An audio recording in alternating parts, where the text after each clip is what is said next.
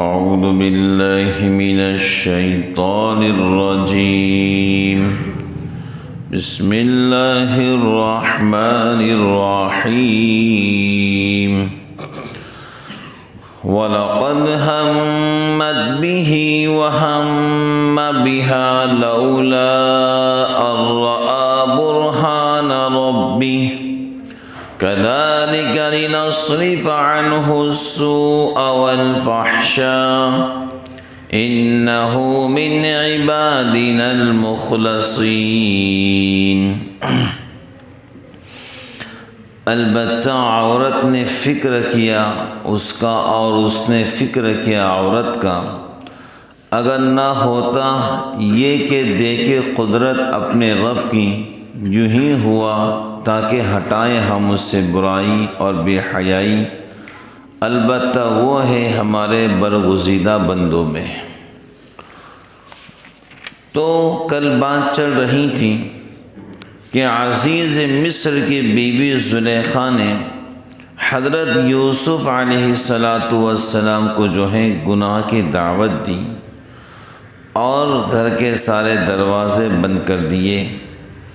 اب حضرت یوسف علیہ السلام نے جو ہے پیغمبرانہ انداز میں سب سے پہلے یہ کہا، قال معاذ اللہ، میں اللہ کی پناہ چاہتا ہوں، ایسے برے کام سے اللہ میری حفاظت فرمائے۔ قال معاذ اللہ، محض اپنے عزم و ارادے پر بھروسہ نہیں کیا۔ حضرت یوسف علیہ السلام نے اپنے ارادے پر بھروسہ نہیں کیا، فوراً اللہ تعالیٰ سے مدد چاہی۔ اور یہ ظاہر ہے جس کو خدا کی پناہ مل جائے اس کو کون صحیح راستے سے ہٹا سکتا ہے۔ سب سے اہم چیز ہے خداوند قدوس کی پناہ مل جائے۔ اس کے بعد پیغمبرانہ حکمت کے ساتھ خود زلیخا کو نصیحت کرنا شروع کر دی۔ حضرت یوسف علیہ السلام نے پیغمبرانہ انداز میں زلیخا کو نصیحت کرنا شروع کی کہ وہ بھی خدا سے ڈرے اور جو ارادہ اس کے دل میں آیا ہے اسے توبہ کرے۔ انہ ربی احسن مثواي انہ لا یفلح الظالمون، وہ میرا پالنے والا ہے، اس نے مجھے آرام کی جگہ دی۔ خوب سمجھ لو ظلم کرنے والے کبھی کامیاب نہیں ہوتے۔ یوسف علیہ السلام نے زلیخا سے کہا کہ بھائی تمہارا شوہر تو میرا پالنے والا ہے اور جو ظلم کرے گا وہ کبھی کامیاب نہیں ہوگا، اس نے مجھے آرام کی جگہ دی۔ خوب سمجھ لو ظلم کرنے والے کبھی کامیاب نہیں ہوتے۔ بظاہر مراد یہ ہے کہ تیرے شوہر قطفیر عزیز مصر نے میری پرورش کی، مجھے اچھا ٹھکانہ دیا۔ انسان نے کبھی بھی اپنے محسن کا احسان فراموش نہیں ہونا چاہیے۔ انسان اگر ترقی کے راہوں پر جا رہا ہے اور عزتوں کے مقام پر بیٹھ رہا ہے، اگر اس کے ماضی کے اندر کسی نے اس کے ساتھ میں احسان کا سلوک کیا ہے تو کبھی اس کو فراموش نہیں کرنا چاہیے۔ جو اپنے محسن کا احسان فراموش کرتا ہے اور رب العالمین کا بھی جو ہے احسان فراموش ہو سکتا ہے۔ جو اللہ کے بندوں کا شکریہ ادا کرتا ہے وہ اللہ کا بھی شکر گزار بندہ بنتا ہے۔ بات سمجھ گئے؟ تو حضرت یوسف علیہ السلام تو بازار کے اندر بک رہے تھے اور قطفیر نے ان پر اتنا بڑا احسان کیا کہ آپ کو خرید لیا اور گھر کے اندر ایک اچھا ٹھکانہ دیا۔ نوکر کا برتاؤ آپ کے ساتھ میں نہیں کیا بلکہ ایک بیٹے کا برتاؤ آپ کے ساتھ میں کیا۔ بات سمجھ گئے؟ رہنے کے لیے ٹھکانہ دیا، بیوی سے کہا اس کی اچھی پرورش کرنا، نوکروں اور خادموں سے کہا کہ یوسف کا مکمل خیال رکھنا، جی ہو سکے تو ہم اس کو اپنا بیٹا بنا لیں گے۔ کہ عزیز مصر جو آپ کا شوہر قطفیر، اس نے مجھ پر احسان کیا ہے، رہنے کے لیے اچھا ٹھکانہ دیا ہے، وہ میرا محسن ہے، میں اس کے حرم پر دست اندازی کیسے کروں؟ زلیخا تم بیوی ہو، تم اس کے حرم میں ہو، اور میں کیسا ان کے ساتھ میں ناانصافی کروں، ظلم و زیادتی کروں؟ اور ظلم کرنے والے کبھی کامیاب نہیں ہوتے ہیں۔ اس کے ضمن میں خود زلیخا کو بھی یہ سبق دے دیا، جب اس کی چند روزہ پرورش کا اتنا حق پہنچتا ہے تو تجھے تو مجھ سے زیادہ پہنچنا چاہیے۔ یعنی عزیز مصر نے مجھے چند سال سنبھالا تو میں اس محسن کا اتنا احسان مند ہوں، اور تم تو برسوں سے ان کے نکاح کے اندر ہیں۔ بھائی زلیخا تو برسوں سے نکاح میں تھی نا، پھر تمہیں کتنا اپنے محسن کا احسان مند رہنا چاہیے کہ قطفیر تمہارے شوہر نے تم کو ملک مصر کی ملکہ بنایا، تمہارے اوپر کتنا احسان ہے زلیخا، تم تو کوئی شاہی گھرانے کے نہیں ہے، تمہاری اپنی ماضی کی زندگی کچھ شاہی زندگی نہیں تھی، ان کے نکاح میں آنے کے بعد جو کچھ ملا ہے تم کو ان کے طرف سے ملا ہے، جتنا میں ان کا احسان مان رہا ہوں آپ کو تو مجھ سے زیادہ ماننا چاہیے۔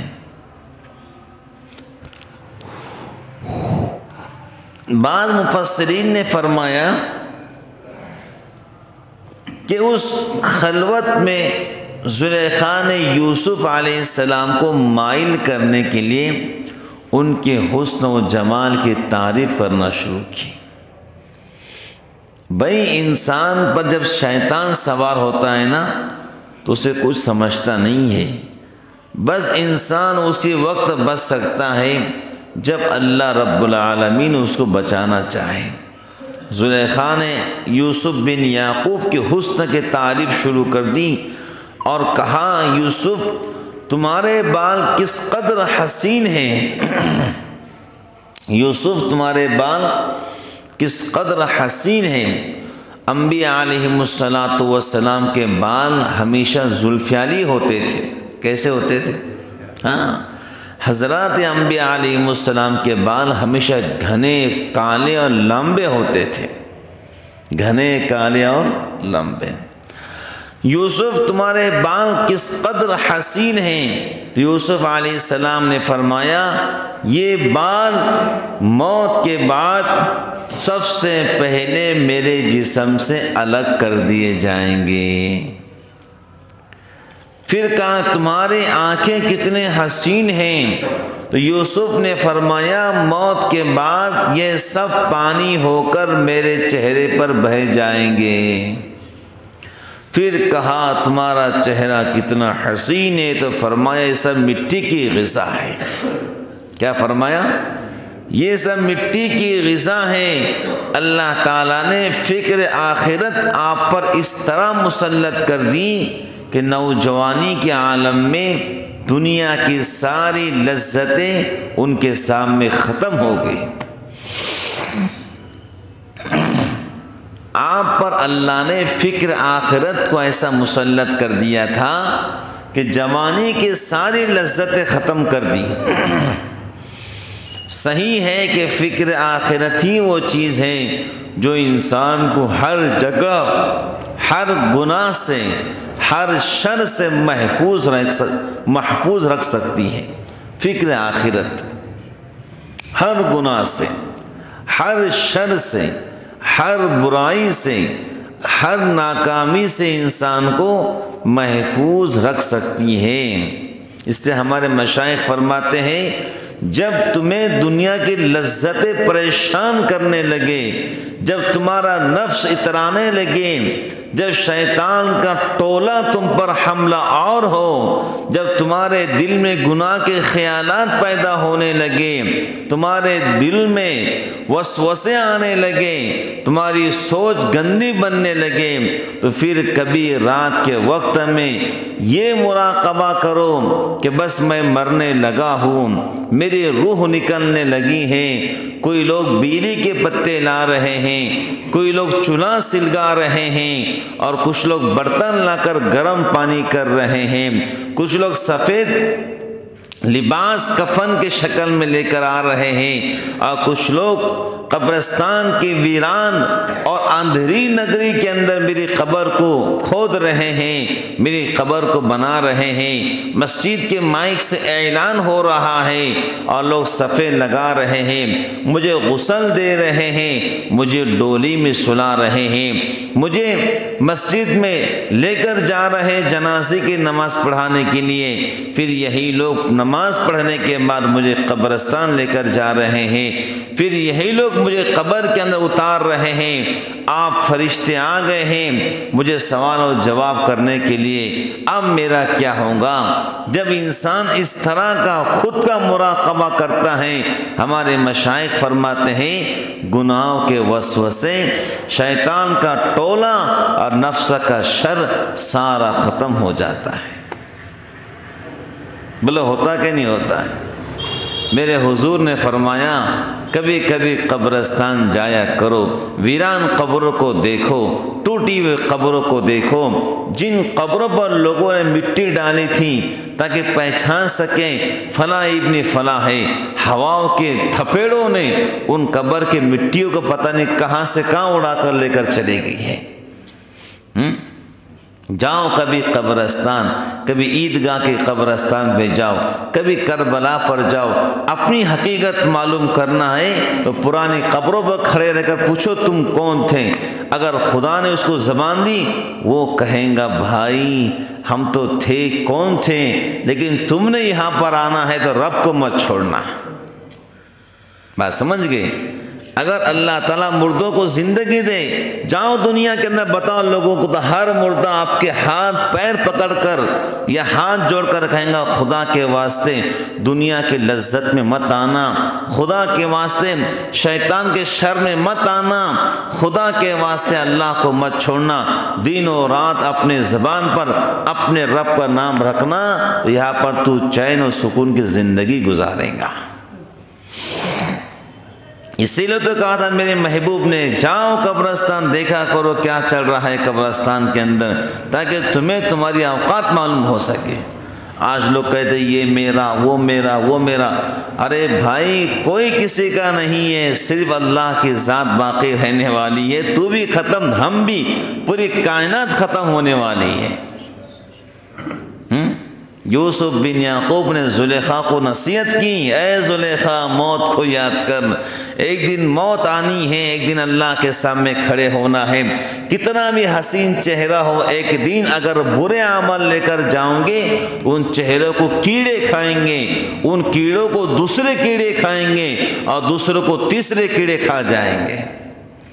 اور قبر کے اندر سب سے پہلے اگر مردہ بد رہا، بغیر توبہ کے مر گیا، گناہوں کے راستوں پر چلا، گناہوں کے راستوں پر چل کر زندگی ختم کی ہے، تو سب سے پہلے آنکھ اس کی باہر نکلتی ہے اور جو اس کے رخسار تک آتی ہے، اللہ تعالیٰ محفوظ فرمائیں۔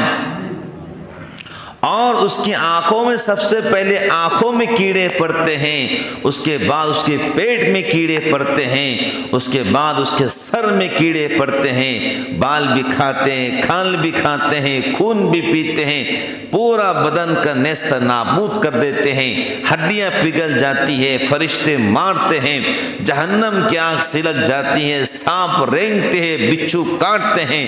ایسی زندگی سے بہتر بزرگان دین یہی زندگی ملی ہے خدا کے یاد کے لیے، کیوں نہیں ہم اپنے ماتھے کو ہمیشہ اپنے رب کے سامنے رکھیں۔